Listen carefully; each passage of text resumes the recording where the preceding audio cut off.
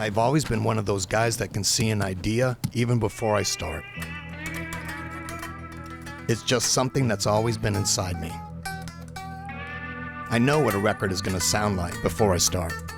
It's the same thing with building motorcycles. I know what it's going to look like before I make my first cut.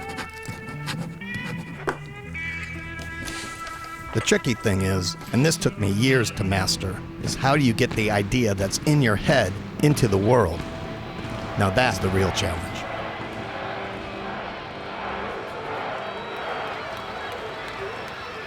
I think for me, that's the chase.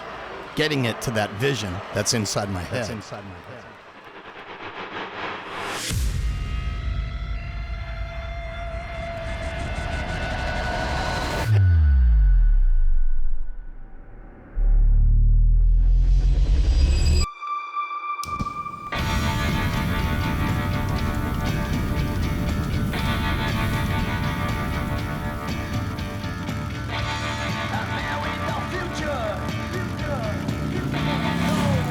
Whether it's music, building motorcycles, or a performance, it's really about the expression. You know, it's really about, are you being authentic? He's an artist when he's on stage, and he's an artist when he's in his garage. You know, he's creating something, and he's very good at it. Oh, I think, you ground it off. I ground it off the chrome. I can tweak it just a little bit.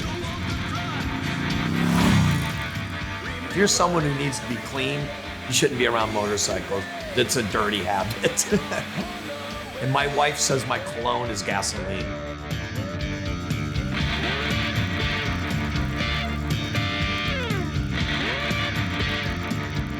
You look at a Picasso, you know that's a Picasso. You know that's a Dali. And when you look at a motorcycle that Gilby built, you know that that's a Gilby Clarke motorcycle. Most of my experience has really just been from building, like in making mistakes and stuff. This is all trial and error and just cutting shit up, you know?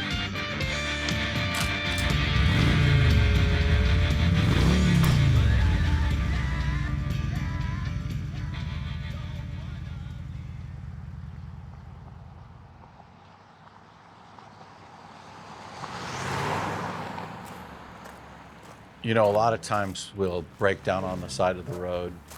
Gilby pulls out, I like to call it his nut sack.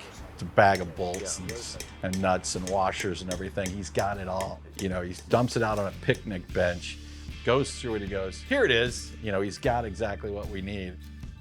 He's kind of the leader of our crew, and we all look to him. We all know, you know, he's the man, and he is, so.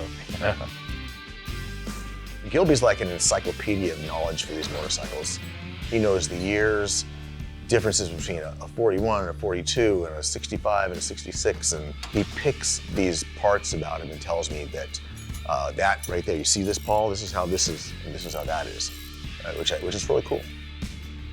I would say motorcycles are as much a part of Gilby's life as his guitar playing. He's probably equally as good at it. Every single bike has a touch of Gilby. He brings his art to every single one of these motorcycles. He's really, really creative. Gilby's very creative when it comes to making parts, and when people look at it, they go, wow, that's not stock. You know, look what this guy did. You know, that's really kind of what sets great builders apart.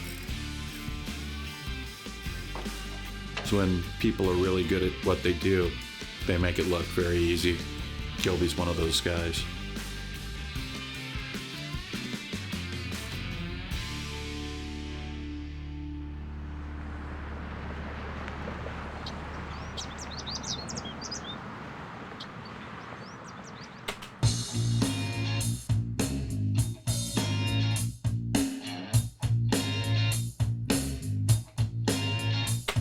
This is a track that I always thought was like a blues track, but then as we started building parts on it, it just kind of became a little more of a rock track. I'm kind of just remembering what I had on it and want to strip it down a little bit. This is part of the process of when you're writing for the sake of writing.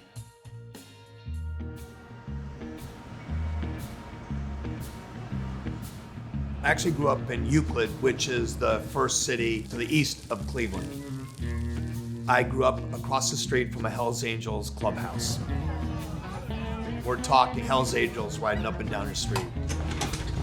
That sound, as a young boy, goes into your ears, right to your heart, man. It's like etched in my brain that, you know, I was gonna be on that chopper at some point and that was gonna be me. What are those things? Bart, look at it. You got the record, you got the cassette, and you got the CD. Vinyl's the only thing that made it. Oddly enough, it was the first thing, and it made it. When they first started coming in, I actually gave them to my family. Really, I gave my father one, my brother, my mother, you know, everyone. If you walked in our house, you never know like a guitar player from the band was in there. It's only down here. I moved out to California for like my last couple years of high school. I moved out with my family. All the women were blonde and pretty. I mean, it was definitely took a little getting used to. I was always into music. I had always played guitar. I wasn't the best guitar player in my high school, but I was the only one that was doing it. We played the dances, parties, whatever. It was inevitable that I was gonna move to Hollywood. This is it. This is my Zemaitis. This guitar was handmade by a luthier in England by the name of Tony Zemaitis. I contacted him and I go, I want a Zemaitis. So I spoke with them and he said the only way that he makes a guitar is he wants to meet you. He doesn't just make them. You can't just call and order one. I got to meet him. I sat down, I had tea with him and his wife. We started designing this guitar and it's made for me. Like it's staying with me for the rest of my life, and it's never gonna go in a hard rock or to my daughter, like she thinks. I saw an ad in the recycler back then that said guitarists wanted T-Rex and Bowie. And I auditioned for that band and I got it, and that was really my start, you know, going to Hollywood and playing guitar. When here, like you could see file marks, you know, and a miss here and there and little imperfections and, you know, just like people, the little imperfections are what makes them special and unique. It's just like this with the guitar. You can tell these things are all handmade, you know, they're not CNC'd machine like everything is now. Oh, uh-oh, uh-oh. Uh-oh, hey. Hey. What's happening? Not much. Are we still on for today? Yeah. What do you need to do on the bike? Yeah, I was thinking about working on those struts. What do you think? Okay, cool. Yeah, that sounds like a good idea. We'll get our hands dirty and make some struts for you. I'll be in about 20 minutes. Okay, cool, man. All right, hey, thanks, Paul. Thanks, brother. All right, be good.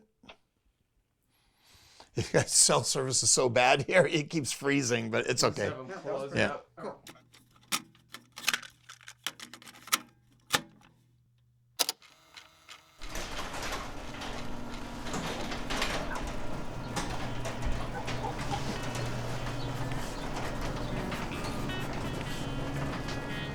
In the Hollywood days, we all lived in apartments. So when we had our bikes, we never really had anywhere to work on them. Hey, Mr. man. Gold. What's happening? How are you today? Pretty good. Traffic. Love it. It's always fun, huh? Yeah. Myself and 3 other friends, we got a garage in Hollywood that we paid like $25 a month to not just park our bikes there, but to work on our bikes. What are we doing? Well, we got the sissy bar, which we had from when it had the gas tank thing on there, you know, so we can get rid of it, make it a little sleeker. Well, that'd be great. What do you think? I think let's do it. Round bar? What size? Yeah, well, whatever we got. Whatever size we got. I like round bar. Yeah, I think it'll work great. Cool. Let's do it. Back then, when you had an idea for your motorcycle, there's nowhere you could bring your bike to say, I want to chop my fender and I want to make a sissy bar. Things that we ended up doing was out of necessity because we couldn't find someone else to do it. Are the adjustments on the clutch good now? That clutch. You like it much better? Fantastic, yes. Yeah. You know, I was surprised. I didn't really know if I was going to dig it, but Pretty soon you'll be a mad shifting freak. pro. All right, here we go. Let's take the top piece off Oh, there we go. without scratching. Nice. Always the trick. Yeah. All right, that's good. One day I stripped one of my bikes down. I was tired of the way it was looking, and I just go, you know what, I'm starting over. So I took the whole bike apart. I took the motor out, I took everything out and left just the frame.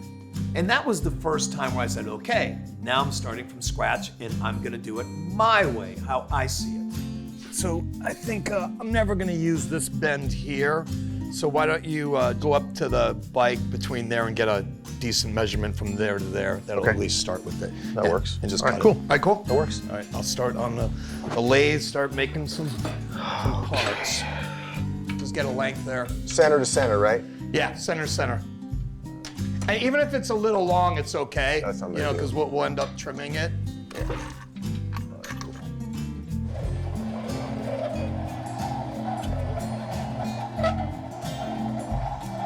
I mean, I have a style. I mean, we all have our style.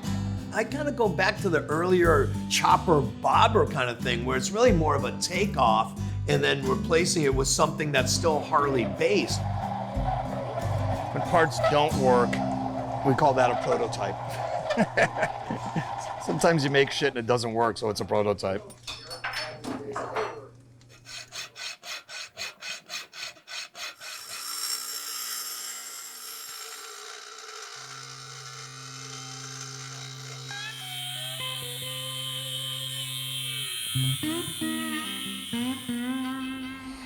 Not bad. Not bad at all. So then we're gonna cut it. Boom. Most of my experience has really just been from building, like actually in making mistakes and stuff. But this is all trial and error and just cutting shit up, you know? So you also notice, you know, we're going and we're grabbing the right tool for everything. This is years of collecting the right tool. You get, you know, the tool you need is like a $300 tool. That sucks. You need a $300 tool to make a $5 part, you know? Oh, look. Oh, I think, you ground it off. I ground it off the chrome. That's why I That happens. I can tweak it just a little bit. So this is the weird thing. I am honestly not a perfectionist at all. I very much what I call rock and roll. You know, it's like, it's rock and roll. It's not that big. You know, or same thing with bike. Dude, it's always got a scratch on it. It's a motorcycle. It's gonna get the scratch. There's been a lot of times where Gilby said, hey, I need this. Marks it off for me. He marks it perfect. I get it done. I come up to him, like, hey, take a look at this. And he's like, oh, that looks good. And then the day's over. I leave. I come back the next day, and it's different, the part. And I'm like, is this my, oh no, that was no good. So now what I'm gonna do is I'm gonna tack them to get them in position, and then I'll take them off to finish the welding. And the reason why you don't finish the welding up here is if it gets too hot, it's gonna burn all the paint around it. I don't wanna fuck with the paint. Just gonna do 4 little tacks, and then we'll take it, let it cool, take it off, and then we'll finish it. That's all I needed. I consider myself a Robin Hood builder. What that means is I am not a professional. I very, very, very rarely take money. Very rarely. I help my friends, so it's a Robin Hood thing, you know. I guess I help the rich. I don't build for comfort. A lot of my friends that have nicer bikes and then they get the chopper. Yeah, but I mean, I want to be able to. I go, it's a chopper. It doesn't do that. It's got to be suicide shift. You don't have a front brake. Yeah, you'll stop. Don't worry. Put your feet down. Fred Flintstone. Cool. So yeah, now we just grind it down. From Shakalaka.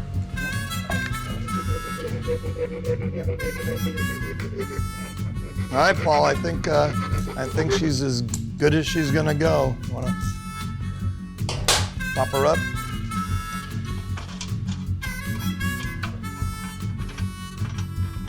Right there. All right, man. I think it's good. What do you think? That looks great, man. It's cool. Yeah, I dig it. Just simple, like I said, strut, you know, rather than the sissy bar. I think it works great for what I'm trying to do. That's clean. Thanks, Paul. I really appreciate your help. No problem. As always. Hey, man. no problem. Thanks, man. I'll catch you next time. Cool. See you, buddy.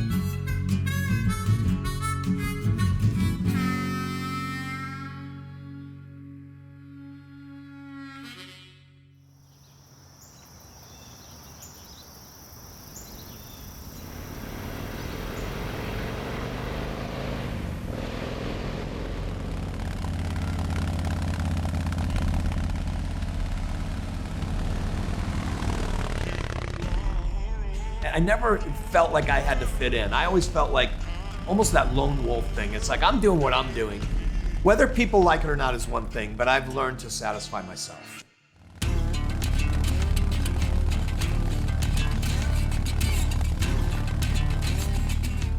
Gilby is the coolest, I'm gonna say that. Everybody loves Gilby. Him and I kind of a lot of times determine where we're gonna ride to. I think he kind of leans on me as the navigator, you know, I know where we're going.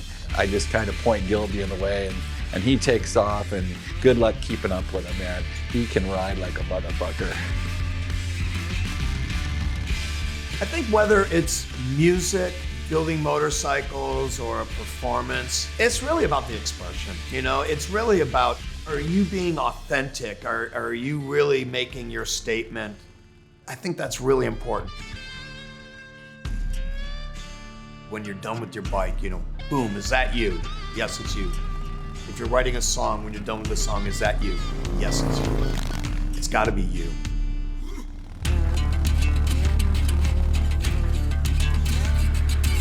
I know a lot of the guys, they see it and they go, oh yeah, that's a Gilby bike. You know, it's kind of, a lot of them do have similarities.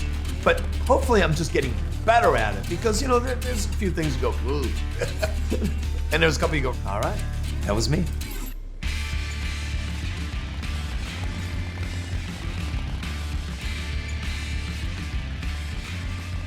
I still feel like a 19-year-old boy, you know, when we're playing a live show in front of 10,000 or 100,000, and I still feel like that 19-year-old boy when I'm riding my motorcycle.